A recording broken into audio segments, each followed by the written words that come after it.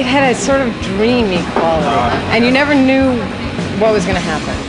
The way that it felt just to be there, like just to, I don't know, it was like exciting. It was a home for the homeless, I guess. It was a mind for the mindless. Sometimes fake, sometimes real.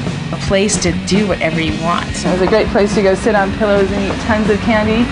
Kind of a loose collection of people all kind of projecting their desires on a piece of real estate in a specific point of time.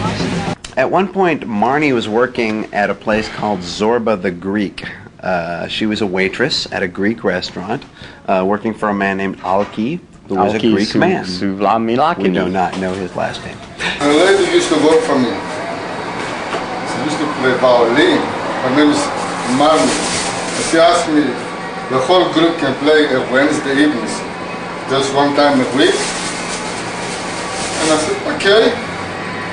The Alkis said that, nobody dances to you people, and, if there's no dancing, you guys are fired, kind of thing. I mean, he was pissed about it. Crystal showed up. Came rolling in and took her shoes off and danced the entire time. And there was only like 4 people there, but Crystal Bullet was one of them, and she danced. And the thing about it is, like, we hadn't improved his business, really, because there was still only about 4 people there. But there was dancing, and the Greeks love dancing. They do. We got fired, I think, from that, or else we quit. Marnie got fired, so that's why it was really kind of surprising.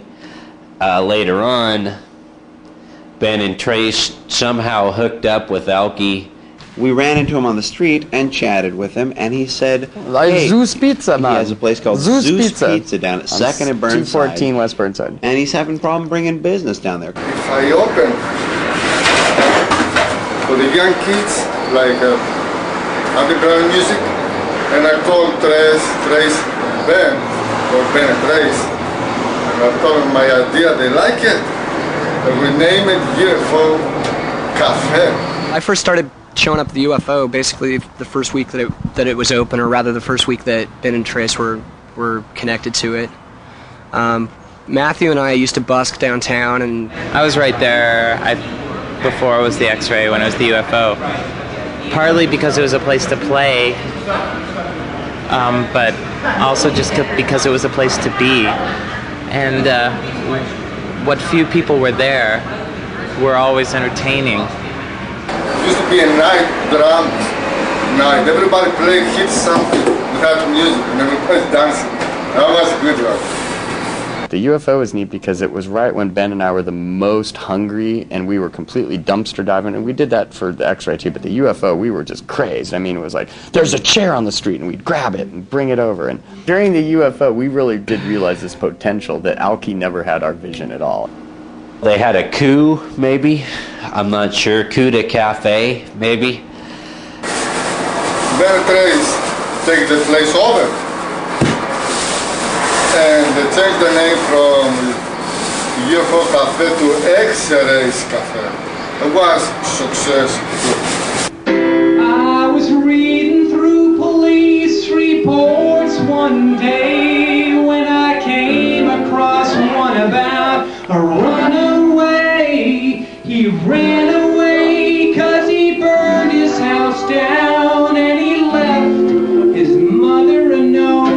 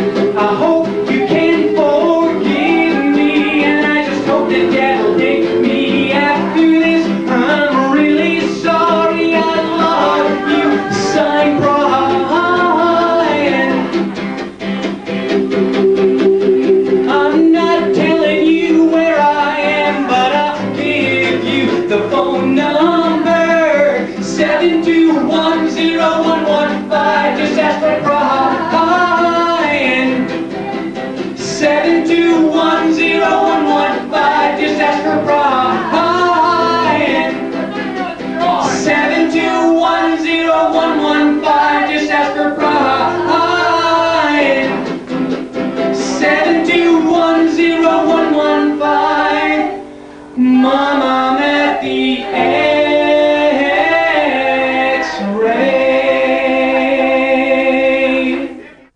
X-ray was physically as close to the geographical apex of the city as you could get, i.e. it was the closest building to the middle of the Burnside Bridge, which is where east meets west and south meets north in the river.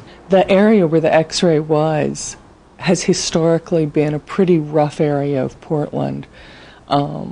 You probably know the history of the name Skid Row. Burnside used to be a Skid Row street. It was a chute, a mud chute that logs went down into the river in. The corner where the X-ray was, before it was there, was the center of a lot of drug dealing. After dark, it was not very safe to be walking by there.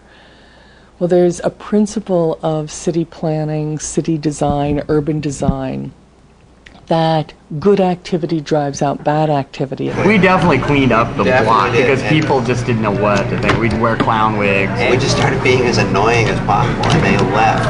I remember Ben coming outside with a megaphone and saying, please occupy one side of the sidewalk or the other for your loitering needs.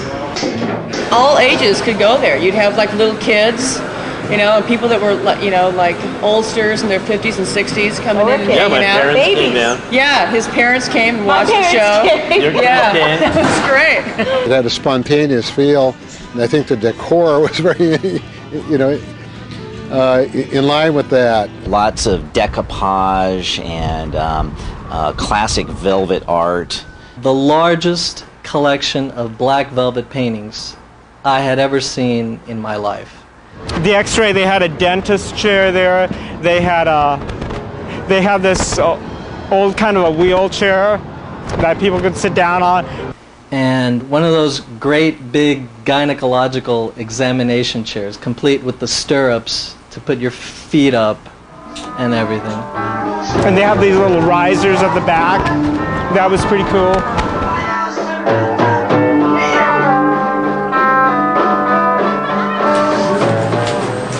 So there was this one guy, Captain Dan, and he was pretty cool because he knew how to like make pretty much anything at all. Electronics, construction.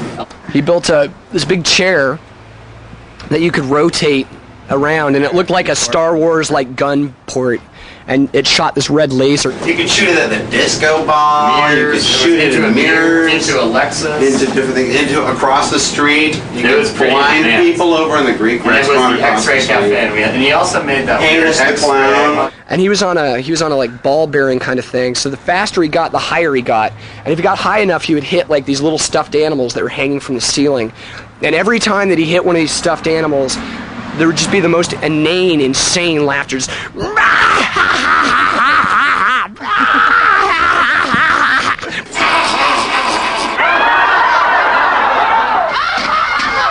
yeah, I just remember the picture of the woman from Three's Company.